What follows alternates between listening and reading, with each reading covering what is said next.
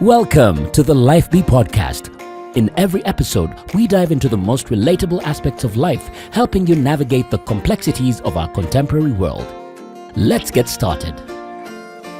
Hello, good morning, good afternoon, good evening, good day all over the world. We're excited to be back for another episode of the Life Be podcast.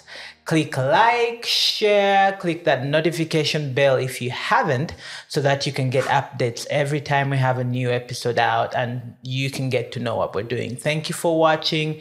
Thank you for all your support. You can support us. We're on Cash App, we're on mobile money. You can support us by World Remit, and all the details are in the description down there. And share with a friend, let them see and know what we're doing.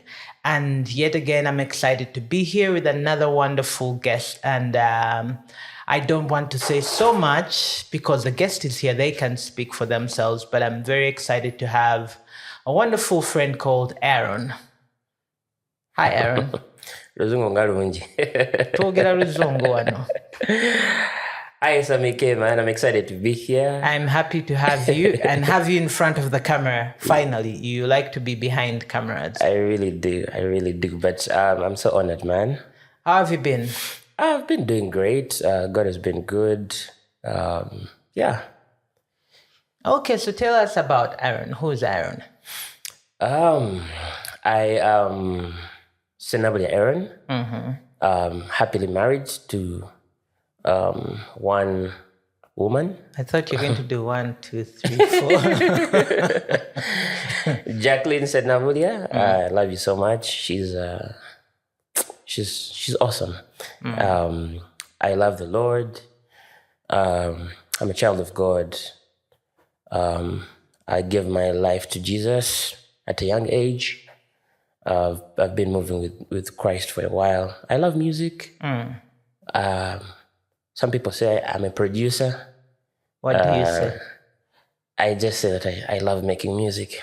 Okay. I enjoy making music. So yeah, that's what I do really. I love writing songs, making music, and just being in my corner with my family. You're a PK. Yes, I am. Why are you leaving that out? Man, Pastor's kid.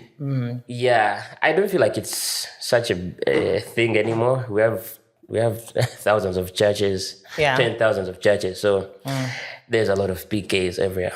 Almost all my friends are PKs, so it's not. How come?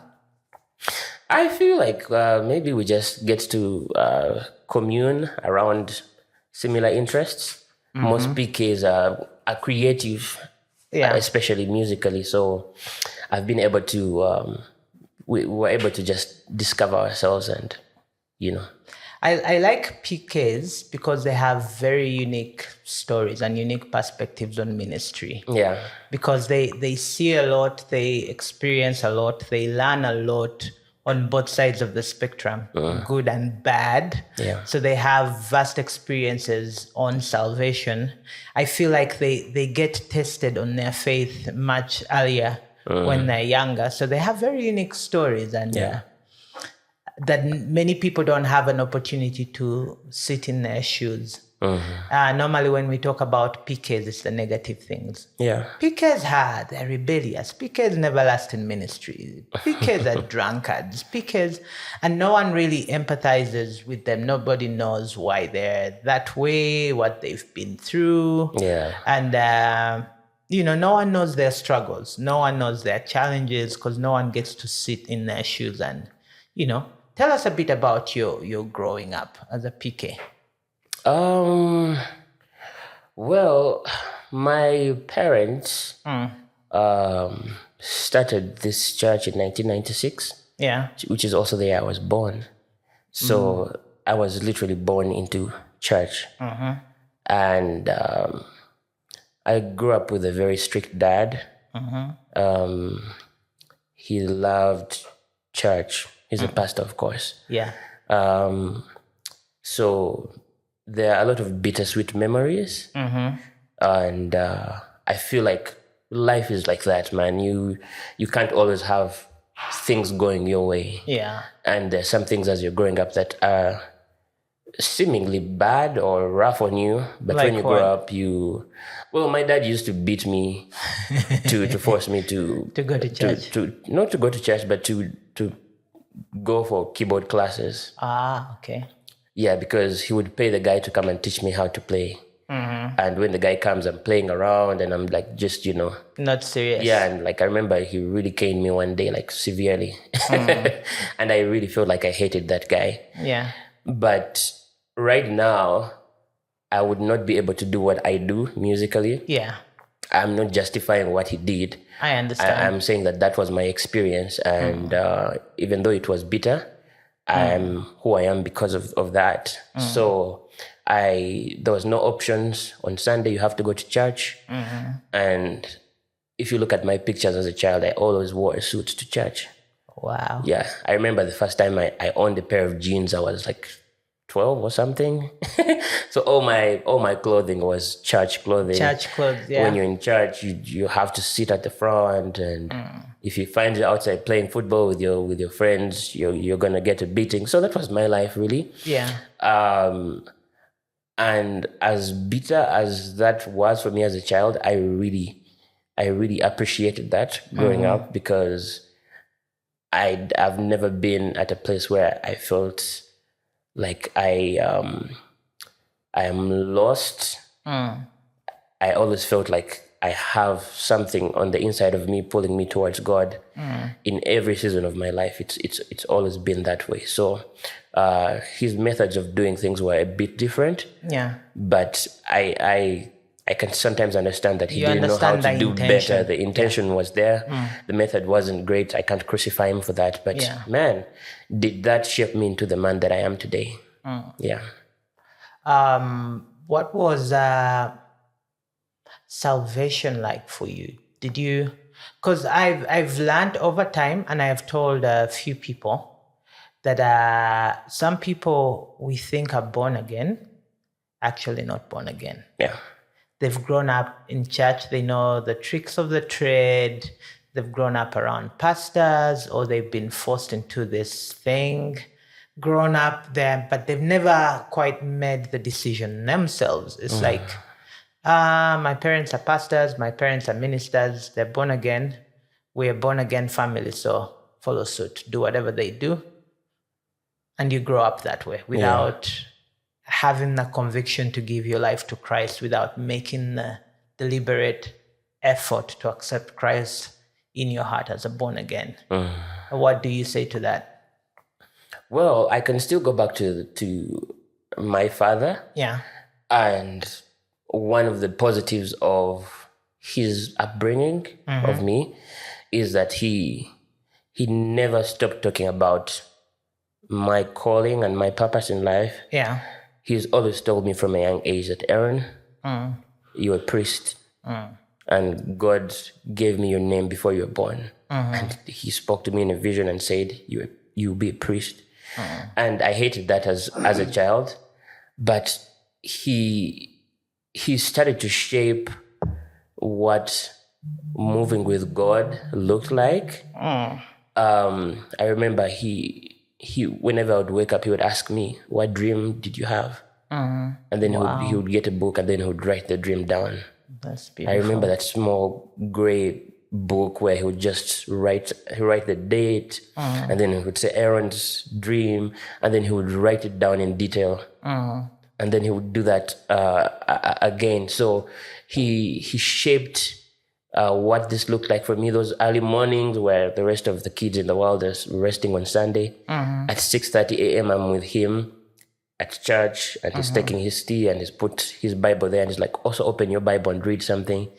So I started to become very curious and asking a lot of questions. And later on, when I was in university, it's those questions that led me to Jesus, because I'd given my life as a kid, but I didn't know what it meant. Yeah. And as I continued asking these questions, because I was in the Word, I was reading a lot of gospel literature. Yeah. So I was very inquisitive, and one by one, these questions led me to Jesus in a very profound way. That was 2016. Yeah. And I've been intentionally working with Jesus from 2016. That's beautiful. Yeah. Wow. Did you ever find that little book where he wrote your dreams? Man, so in all this shifting and moving and Yeah, you get to lose stuff. yeah, like we lost it, but I still know it's somewhere. It's somewhere because my mom is a record keeper. Like Yeah. I have my books from baby class. Wow. And my first report card, and like she has all of that stuff. So it is somewhere. Like I know I just need to go and look for it. That's beautiful. Yeah. How has this shaped your life in ministry? Because you've gone to Bible college, right? Have I? No, Not yet. not yet. I've tried to. Yeah. Yeah, I've tried to, but I think I still want to. Okay. Yeah. And you've been like a chaplain of sorts or something. Yeah. Yeah. Yeah, I was a chaplain at Code High School for 2 years. Okay. So do you see that the pastoral call on your life coming to pass slowly by slowly? Man, I don't know. Like, I don't want to be a pastor, to be honest. Like yeah. If Why? generally pastors are they're very depressed human beings. Okay. Like they carry so much burdens, Yeah. and with the pastoral or church structure, with how it runs in Uganda, it cannot be any different because the pastors do everything. We have pastors who choose the song list on Sunday. At the same time, they're doing payroll for all their employees. At the same time, they're doing counseling for hundreds of people per week. At the same time, they're, doing anointing services. they're doing and they're the anointing ones anointing the services. people. They're and then anointing. they're preaching every Sunday. They preach midweek. They preach midweek, Sunday, 4 services. Yeah. And all that while they still have a family. Yeah. And I'm just like, bro, like you're a human being, Jesus used to retreat himself and like take some time away. So I don't want that kind of life. Although I've been doing a lot of things that are a bit, I could say pastoral, but like, as a chaplain, I felt like my role was just to talk to the children. They just want someone to listen to them. And it's very evident that in our families, in our African families, parents don't talk to their kids. They only talk to them to tell them what to do and what not to do. Give them information, Yes. not interact with Yeah, them. but the trust for a child to say that, hey, I feel like I like this guy. What do you think I should do? Without the parents slapping the life out of their ears. So I was the guy who was just sitting. And then they would bring their dreams. It would be so tiring, man. But I had this dream. What do you think it means? And then the humility to be like, talk me through this dream. Yeah. How are things at home? How is mom doing? So really, that was what I was doing, and praying over them and praying with them. Yeah. Pastoral duty. Yeah, I guess. Don't you think then that the mode of how we do church is the problem, not the pastoral position? Of course, it's the Yeah. foundation. Ephesians 4:11 talks about the gifts that were given: pastors, apostles, Yeah. teachers, evangelists, and prophets. And it says it's for the equipping of the saints to do the work, to do the work of the Lord. And it looks like the evangelists, pastors, prophets, and teachers are the ones who are doing the work of the Lord. And there's not much equipping yes. going on. So I can say that there's not a lot of discipling going on because there's a culture of come and get, come and receive, and then come and receive again on Wednesday, come and receive. But what people are receiving is chitole and this and that. But people are not being discipled, empowered to be good fathers and mothers. They're not being empowered to be good stewards, to be good doctors and bankers. So I feel like, yeah, like what you said, it's not really the pastor or the role, it's the foundation.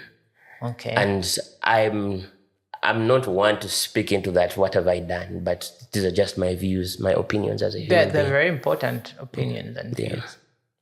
So then that means then Aaron has to find a way to start doing these things in a right way that would make church and the pastoral position more effective and better. If God tells me to, at the moment I feel led to write music and produce music, work with artists. I feel very led to make sure that the music that's coming to the ears of the listeners is music that is showing God for who He is. It's theologically sound, but at the same time, it's not. I don't know the best way to put it, but I want music that inspires a person to find out more about God. Yeah. And not more about themselves. Like there's a lot of music that causes people to just exalt themselves and what God wants to do for them. But I want music that exalts Jesus. That's beautiful. Yeah. How has your journey, upbringing in church and all that affected your parenting? You're a parent to a wonderful Samson is the name of your son, right? Yeah. How do you feel that has affected your parenting? To be honest, not in a very great way. Yeah. Yeah, there are not very good examples of family within church, to be honest. To be honest, like that's just the truth. Yeah. So it's been, honestly, it's been a place of fear for me rather than empowerment, because you look around and everyone is failing. Yeah. And we're talking about people who pray more than I do, people who know the Bible more than I do, people who've caused and prayed for lame people to walk. And you're like, yo, if these guys are failing, what more can I do? My parents divorced in 2020. Yeah. After 26 years of marriage. Like, yeah. And I really take it to be the plan of the Lord that I even got married, because with what happened and with what I've seen growing up. You didn't want to be part of anything. Yeah, like I wasn't very sure that that's what I wanted for my life. So, and I think God, I won't say God made it happen, but God sees things. He gives everyone free will. Yeah. But He allowed some things to happen so I can lean entirely on Him. So the way I love my wife, even though I've not really seen it from anyone around me, it's something that the Lord has to teach me about. It's something that I have to inquire the Holy Spirit about. Like He convicts me and it's like, hey man, I don't think you spoke to her well. Go and say sorry. Yeah. And sometimes I'm scared that maybe I'm listening to just my voice. But I grow every day to learn that God is actually guiding me as a father. He's guiding me on how to love His daughter and how to treat His son, because Samson is also God's son. So he's a gift to me and Jackie from God, but he belongs to the Lord. And the Lord knows his heart, and it's the Lord who can guide us as parents to do this. That's true. I feel like, especially with our cultural inhibitions as Africans, we're not we don't display affection. Yeah. Chikulumira mweno nkwagala naye tokiraze. The only expression of emotion for an African man especially is when they want something. Yeah. When they're very angry. That emotion, we excel at that one. We show anger. Yeah. I think it's generally men. We're very good. The greatest emotion we show is anger. Anger, disappointment. But we don't know how to be vulnerable. Yeah. We don't know how, because they say, man doesn't cry. I'm like, oh, don't show her you love her so much. She'll take you for granted. Yeah. And such nonsense. Like I really hate it. Our upbringing has been so damaged by, male chauvinists and the whole thing of a man is supposed to be this way, a woman is supposed to be at your feet. If she doesn't kneel down, she's not respecting you. And we're not proud to show our wives off. Yeah. A wife's place is the home. Dress kitchen. neatly and escort your husband to church. I call it escort because you don't have a place. Yeah. You're right beside him, and then your posture is you're always Sidekick. And I know you're very proud of your wife, even from just saying it. I'm one of those people. I have people who keep telling me, I have friends who are not born again. They keep telling me, dude, you're going to put us into trouble. I'm like, why? Like, you're always talking about your wife. You're always posting your wife. You're saying nice things. You're writing poems on social media. And I'm like, what's wrong with that? And they're like, you're going to get us into trouble because our wives are saying these things and they're expecting these things from us. And I'm saying, well, this is how we're supposed to love people, because I believe when I honor my wife publicly, I am respecting her. I am showing her that she matters. I'm showing her that she's an important part of my life. Yeah. And I'm showing the world that I am proud of the person I married, the person I chose. Because you'll find that we're very happy to show off our kids. Go on social media. Every man will show off their kids. Yeah. Rarely will they show off their wives. Yeah. And we never stop to think, how do they feel? Do they feel appreciated? Yeah. Do they feel loved? And the other place is church. I remember I posted pictures of my wife. She's American, so the culture is different. Yes, no medical civil. I posted pictures, and one person is like, "Why are you showing off these things of the flesh?" I'm like, "Huh? This is my wife." And then there's one picture I posted at the airport. She was leaving, and I was kissing her at the airport. She had bags there. Now she comes from a culture where kissing is okay. They show public display of affection. And I had my kids that were sad because she was leaving. Yeah. I posted the picture, and this one guy comments on the picture. He's like, "Why are you showing such things? See, even the kids are not happy. Look at the kids in the picture." And I'm wondering, have you thought about why they're not happy? And I'm like, they see me kiss her all the time. It's our culture in our home. Yeah. And that we don't do such things. Then we raise a generation of young men that don't know how to show affection. Yeah. Where affection is in the bedroom. Yeah. And I think that's part of why our marriages keep failing, because nobody expresses how they feel. The ladies don't feel desired. They don't feel appreciated. They don't feel like we're proud of them because the man says, "I love you." And then she'll say, "But when was the last time you took me on a date?" A date? You're my wife. Why should I take you on a date? We went on all those dates before we got married. Yeah. So I think that's another place we need to start to step up as men, to start being very affectionate. And that's a culture that starts with us, to show love. I tell people normally that as a man's expression of love is giving. Yeah.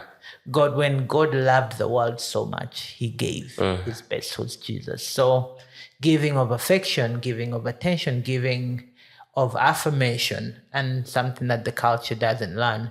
And then we end up becoming small gods. Yeah. And then that also rolls over into our church spaces where we come from a culture not of a democracy. What's the other one called? It's a system that is by kings. What's it called? It's not democracy. It's anarchy. Thank you, Israel. We come from a culture of anarchy where pastors become kings. So everybody must bow before the pastor. Everybody. So we become the small kings and gods. Yeah. And I think that's something that affects us. And then you find that this generation, with the exposure with social media, the world becoming one, space, that you have young people saying, why should we even go to church? Yeah. we are living a fake life out here. Why should I stay part of this system? And I think those, like you said, the things you've seen have affected you that way. But I know that this is the generation where we start to change things like those. And like how you said that God has been teaching you and telling you, talk to your wife this way, talk. So then you feel like you can't be in a space as a pastor because of the things that have shaped you or rubbed you the wrong way. And how do you think we can change that? Just be a good human being. Serve the Lord. Love the Lord with all your heart, all your soul, all your might. I have something that I picked up. Yeah. And it's a hill I'm willing to die on. My story of success, the epitome of success for me is to die knowing that I loved my wife and I was loyal and faithful to her in every way possible. That's beautiful. And my children, I felt like they had a father who was present, who loved them, who understood them, supported them. For me, as long as I have that, I can miss out on literally everything else in life. As long as I have that, for me, that's what I want, and that's what I'm working towards. You know, I might not be the richest guy, I might not be the most famous guy, I might not even be a pastor or the greatest producer, man. But as long as I can come home and it feels like home, I've made it in life. And one of the most beautiful things for me is the fact that I love to go home. Yeah. That's very important. I've grown around men who don't want to go home. Yeah, from work, they go, they drink and like play Ludo and play all these games, just killing time so that they can go home at 10 p.m. and sleep. Straight to bed, yeah. Yeah. I love going home. I love going home. I love being with my wife. I love being with my son. And that is such a beautiful treasure to me. And yeah, I don't care if you don't see it as such. I see it as such and I love it. So I believe the way the white people said charity begins at home. Yeah. Yes, I feel like if we can start winning at home, going back to what you had said about showing public love, I feel like we're also getting into this era where everyone is showing off their love online. Yeah, but they beat their wives at home. Yeah. And it's within our age group, and like because we've grown up with technology and social media, and the likes being shared and all of that, like, you don't know how me and Jackie are at home. And the truth is, you'll never know, because we will never put that on social media. Yeah. So as people are saying, oh my God, you guys, will you inspire us? We want to be like you. You don't know what's going on at home. So my goal is to make sure that at home, I'm doing the right thing. I'm doing right by my child and my wife. Yeah. And as long as that's happening and the Lord is at the center of it all, I feel like that can spread out into every other facet of our lives. That's beautiful. You've been married for going on 4 years? Going on 3. 3? Yeah, August. Oh, it doesn't seem like it's going on 4 years. Yeah, it's going on 3 in August. And what has been your greatest challenge so far? I think my greatest challenge was feeling alone in terms of father mentorship. Yeah. And to be honest, I'm very grateful for the father figures in my life. Yeah. God has blessed me with some amazing people who've led me in ministry and in like giving me pointers about marriage. Yeah. But man, a father is a father. They can never love me as their own child. Father, yeah. And the fact that my dad has been absent, and not that I've not tried to reach out or do things, it's just life, man. The complications of life. I've had to figure out how to father and how to husband on my own. So, try and error. Yeah, it's try and error. And to be honest, it's a really difficult thing. Like every now and then to know that... and here's a funny thing, to know that you have to go to God because it's easy to rely on a human being than on a God that you can't see or can't feel sometimes. So I think that's been the biggest challenge of like, man, I feel alone in this thing. Yeah. It's great. Your wife is a minister, you're a minister. How has that dynamic affected your family? It's a very interesting dynamic, you know. It's a very interesting dynamic. I'm very cautious of where I minister and how I minister. That's great. And sometimes it's good. It has good effects on us. Sometimes it has, you know, because my wife's heart is pure. I'm not saying she's perfect. Yeah. But okay, let me say purer than mine. She sees.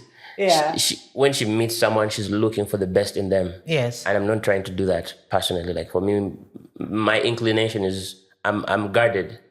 Yeah. My fingers have been burnt before, so I need to be careful. So especially within the church space, which is sad because it should be the other way around. Yeah. I'm very guarded, man. Like, you know, like, yeah, you want me to come to your group and like open up about my marriage and you're saying it's a safe space. I don't know you. I'm not going to get myself like that and like you guys talk about me. Yeah. Because I've seen it around. So we've had to find a way of marrying our characters and trying to see that we serve God without inhibiting each other. So for me, what I've been trying to do is I don't let my personal opinions affect how my wife serves. Oh, okay. Yes, we can be. That's hard though. It's really hard. Yeah. It's really hard, but again, from my own experiences, my own bad experiences, I've learned a lot of lessons.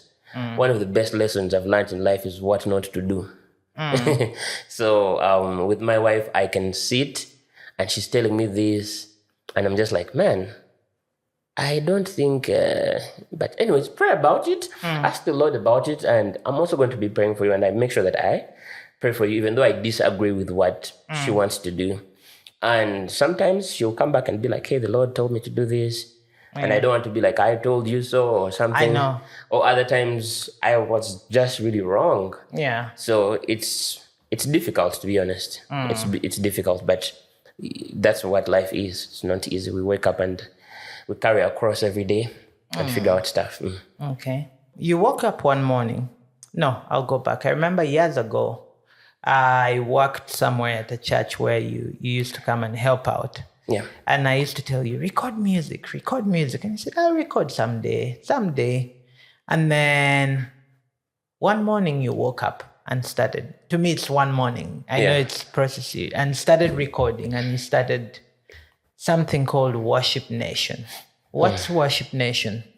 WorshipNation is an artist, to be honest. And but an artist whose sole intention is to write songs of what God has done in our nation or in our nations, because the idea came from two different nations. Yeah. What God has done, what God is doing, and also to prophesy what God is going to do in our nations. So we are very passionate about that. Yeah. And yeah, that's what WorshipNation is. Okay. You have an album coming out soon? Yes, we do. By now, some singles have already started dropping. Yeah. But the full album will be out in September. Okay. So how do people join WorshipNation? I just had one of your members on the podcast, the last episode. Yeah. From WorshipNation. How do people join WorshipNation? How do you decide who should be part of WorshipNation?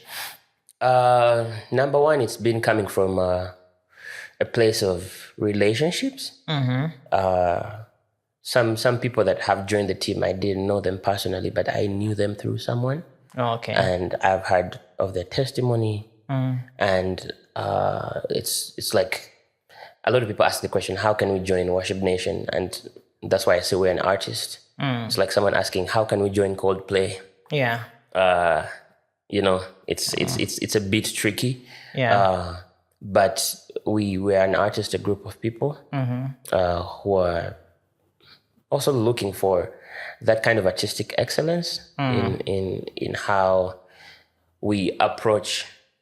You don't just show up because you're Christian. Yeah, you know, some people are artists because they're looking for money. Yeah. They're trying to make a living. You know, other artists love it, but they don't feel like their life can, you know, I don't want to say revolve around it, but like to give it the time that it needs. Yeah. They cannot commit to it. Yeah, the kind of commitment. So I wanted to see how we can figure that out because, man, Uganda is not short of talent and skill. We have that. And the church has not really helped in nurturing that. Supporting so that, most of our artists have run to the secular world. Yeah. Because they feel appreciated and loved, and you know, So I wanted, in a small way, possible, to work with a group of people and make sure that the songs they're writing in their bedrooms and bathrooms and all that are out there, man. Like, let's just do it. We are young.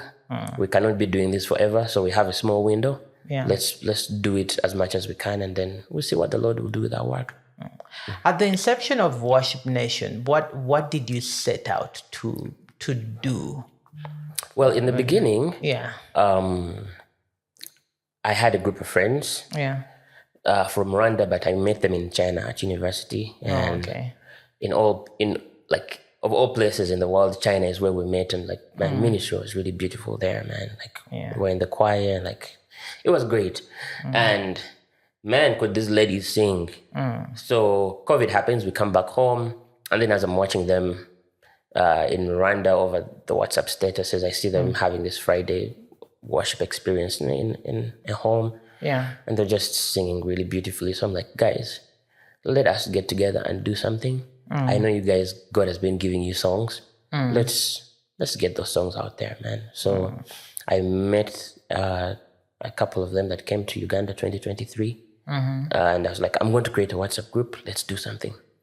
And we just created a WhatsApp group. We started writing songs. And I told my friends here, Jojo, them, I was like, man, let's go to Rwanda. We didn't have the money. Like, it was kind of like impulsive and like very adventurous, but that's what young people do. Yeah. And I feel like a lot of young people are playing it safe these days. That's true. Every young person is trying to settle, and they're not trying to figure out life and be adventurous. So, man, we just jumped into these cars. We drove to Kigali and recorded our first EP called Great Things. And man, it really moved. And after that, there is a great question of what's next. And I feel God has been taking me through that season of learning that, you know, when you work with people, they also have lives and a lot of things are happening. So I had to take the burden. I didn't want to. Like, I really did not want to do this. You just wanted to make music and you're done. Somebody else can run I wanted the whole thing. Or if we can do it as a group. Yeah. But I felt like I had to carry the responsibility. If I didn't, it was going to die. Yeah, it's your vision. And I feel like I would give accountability for it one day. So I was like, okay, let's do this. So last year in October, I made the decision to quit everything else that I was doing. So you can do WorshipNation. Yeah. So all I've been doing is producing music, writing music, mixing. I've started mixing. Nelson from the collective UG has been like pointing me towards a lot of resources and also showing me what to do. So that's what I've been doing. How has that been for you? You know, when you say, I decided to put everything away and concentrate on growing this, people think it's easy, you know, thinking you just wake up and make music. Wow, that's beautiful. What have been some of the challenges for you? Have you gotten to a place where you feel like, man, did I make a wrong decision? Can I still do this? You know, do you have had days where you're like, this thing is not working? Maybe I should, you know, dump it and go back to my old ways or something? Yeah, man, it's hard. It has its highs and lows. And to be honest, sometimes the lows come more often than the highs. Yeah. Because with deciding to do WorshipNation music, I forfeited my job. Yeah. So that means I'm not getting paid anymore. And thank the Lord that my wife was with me in all of this. Yeah, the big trouble there. Yeah, I spoke to her. I was like, man, I feel like this is what I'm supposed to do. She was like, let's do it. That's beautiful. Let's do it. And contrary to popular opinion, people think we are rich. I know. And it's so funny. Like it's really funny that you can be talking to someone and they think because you married a pastor's daughter that you guys have your life figured out. Yeah. It's hilarious. It's hilarious, some of the things we have to go through to figure out life, even financially. Yeah. So it really took a toll, man. It really took a toll. There's some things I can't say here, but we felt the blow. I know. We felt the blow, but never did my wife ever come to me and she's like, man, I really don't know about this thing that you decided to do. Because it's like stepping into the dark. Yeah.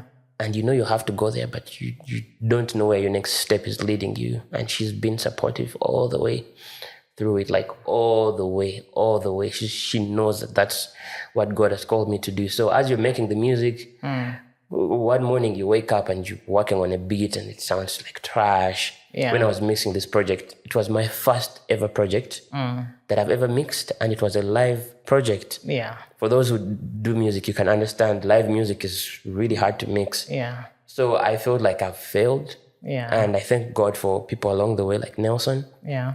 I would take the mix to him and he just showed me a few things to change here and there.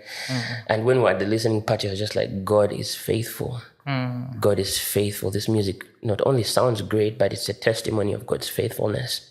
So the hard days are there. The days of doubting are there, and I know they're still coming. Yeah. But man, I trust that this is what God wants me to do. And I'm so glad that I obeyed. That's what I'm doing. Do you have people that stand by you and encourage you and all that? Because the temptation, I know this from doing this for very many years. Yeah. My story is not so different from yours. That people always think you're okay. Yeah. People always think you're fine. Everyone's like, wow, that's a great song. Yeah. Do me a song. Oh. Do me a song. I'm your friend. You have to do me a song. Nobody really checks on you. Are you doing well? What are you going through? Can I pray for you? How can I support you? Nobody ever sees that side of things. And it's often so lonely, even when you have family. It's because you have to be the husband, you have to be the father. On the other side, the creative man in you is depressed, is downcast, is feeling like they're failing, is feeling like, what do I do with this? Are people appreciating what I'm doing? Do you have people that speak into those spaces, people that have decided to stand with you either financially or whatever, to just help you push this? Yeah, I do. Yeah. And it's such a blessing, man. Yeah. I remember you gave me my first studio monitors. Yeah. And it was so funny. The ones I was using I borrowed from a friend called Sean. Yeah. And one of them was not working well. So I constantly would have to slap it for it to work. And we've just finished this project. I don't know how to mix. Yeah. And I have these speakers that even like someone has been kind to give them to me, but they're also not performing the way I want to. And then Sami-K just calls me. It's like, man, I'm giving some stuff away. I literally just jumped and I went. I was like, Jackie, see this, and you've been constantly like, you're one guy who always like just checks up on me. I have Jojo in my corner. Yeah. We're on the same path. We're sending demos to each other, listening to them. I have Nelson. Of course, I have my wife. Yeah. There are people even from abroad, from Canada. Mark, that's beautiful. Mark really calls me and is like, man, this is what you're supposed to do, man. You've been waiting too long. You should do this. And other people within my space that have been so encouraging, because it can feel so lonely. Like, I really feel for creatives. Writing, like, by the time a song comes out and you're listening to it, you don't know the amount of prayer, the amount of sacrifice. Bro, I tell people, I've even told my wife, I tell people, you put a song out and everyone's like, great song, are you excited? And I'm like, I wish by the time you hear the song, man, I am tired of it, because I'm done. The toll it takes on me, the emotional exhaustion, the pain in writing, the pain in trying to get it right, the disappointment of it didn't turn out how I thought it should. Let me change this, the money you let me do spend, this, that doesn't the even amount of come money, back. the people who are supposed to help you, who promise, who turn you down, who cannot meet the deadlines that you have to sit and wait. People never hear that I tell people I don't listen to my music. Yeah. Once it's mastered, recorded, uploaded, done, I am done. I actually rarely listen to WorshipNation music. I know. And people find that strange with me. Even Yeah. my wife is like, why don't you? And she has the music on repeat. And I'm thinking, oh my God. By the time hear it's this out, I've listened to it 1,000 times. I tell people that. You know? It's like, I am done with the record. And by the funny time thing it's done. is, someone just comes out of the blue and they're like, I remember someone commented on one of the TikTok things I did. He's like, next time don't use autotune. What? It would have sounded natural. And the saddest thing, he is also a creative. Yeah. And you could be like, but you know the process that goes into this. Yeah. You're not even a close friend of mine. But at least try and reach out to me. Like, And hey, say, man, hey, what do you think have about, some grace. you know? Yeah. Like, man, you're doing great. Yeah, you know, I heard this, you know, I feel like maybe you should do this. But man, continue what you're doing, man. God bless you. People don't have that here. They're entitled to opinion. Someone just shoot jumps you down on a podcast and they just start tearing down your song and tearing down your group and like, man, like get something better to do with your life. Encourage someone, you know, bless someone, pray for someone, you know, like we don't have that in Uganda anymore. Like everyone's just pointing fingers like you are false this. You're like, man, come on, like we talk more than we do. Let's be gracious, man. Let's support people. Let's support artists. I know it's brutal, and that's why I asked you, because I know for an artist, it's disturbing. You can actually kill a great person with comments. Yeah. Because by the time a person is trying to put a product out there, they're going through a lot of self-doubt. Will this work? Is this good enough? Like you go through a lot of emotions. Even the best of the artists we have, they still have self-doubt. Yeah. You know? And then you're comparing yourself against the greats that you admire. Then you're thinking, it's a good song. Then it's mixed, and then you're having reservations. It doesn't quite sound like the other ones. Very loud. Then you're thinking, that doesn't sound like the song I expected it to sound. And then somebody comes out with a song that to you sounds better than yours, and you're thinking, oh my God, I shouldn't have put this out. I should not release this one. Like, no, I should not release You're Still Okay, because you can choose not to. But after you put it out, you're like, I shouldn't have. You know, the voices you have to battle to put out a product, especially in the worship spaces, it's tough because people don't quite see the heart behind the craft. Everyone is saying, that sounds like this on the onset before, like, oh wow, this is nice. Wow, you put, you know, it's like, this sounds like this. No, that hi-hat, that kick, no. Man, you should go and mix it again. People don't have grace on their tongues. The song is already out. You want me to go? Do you mix? Can you mix it? Can do you know do it how for free? to do this? No. Do you know how to do this? No, but you know. So it's a hard space to survive in. Yeah. And I appreciate that you're putting out amazing music. I love your music. I keep telling my friend, and I've told you before, my daughter can play great things like the whole day in the house. She'll play WorshipNation the whole day. And I'm like, I'm a musician. I have albums.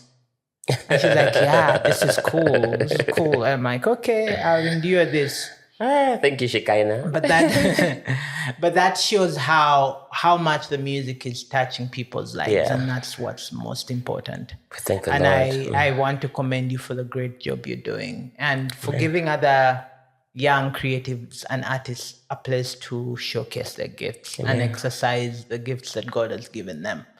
I know that this is going to open up a lot for other people, inspire people to step out and put their craft to use. Amen. And I pray that God will bless you so much. As we close, where do we find that music?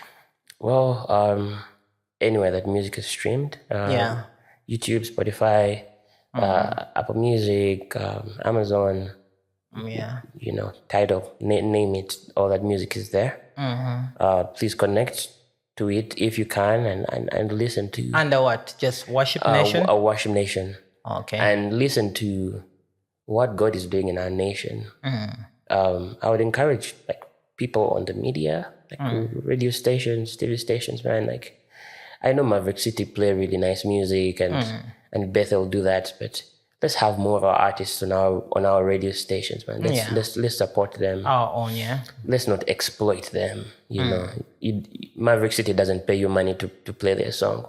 Why are you trying to take someone's 200K so that you can play their song? Let's have a heart for the nation and for what God is doing, especially our Christian spaces, man. Let's support our own. Okay. Yeah. Should we expect concerts? You know, events?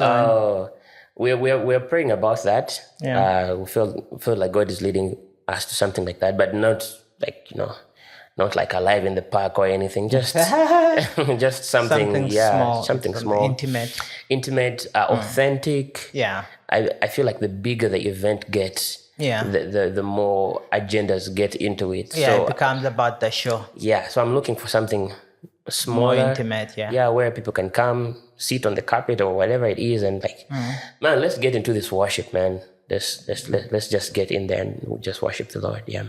Beautiful. Thank you so much. It's been pleasure, man. Wonderful having you and having this conversation with the line of celebrities you've been having. You're a celebrity. Wapi.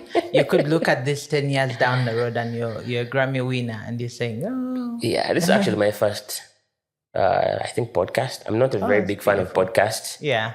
But man, like I couldn't say no to you, sir. Like you've been such a blessing in my life, in our lives, and I thank God for what you've allowed Him to make you do and use you within our space. My life generally would not have been the same without you. Like I'm not even just trying to make that up. So we thank God. We pray blessings to you and your family. Thank you, sir. God bless you. Amen. Thank you for watching. Please like, share. Let your friends know what's happening at Life B. Please support us financially. We're in Cash App. Cash App, World Remit, mobile money. Just send in that money so that you can support this, so we can keep doing this.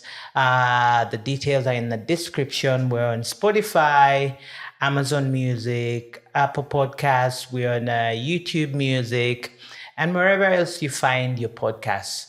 I'd like to thank Director Israel Dennis, Jonas Rhymes, who does the artwork with Beyond Creativity, my beautiful wife Gianna, who helps coordinate all this, and all the people that tune in every time the episodes come out. God bless you, and we love you. Life B.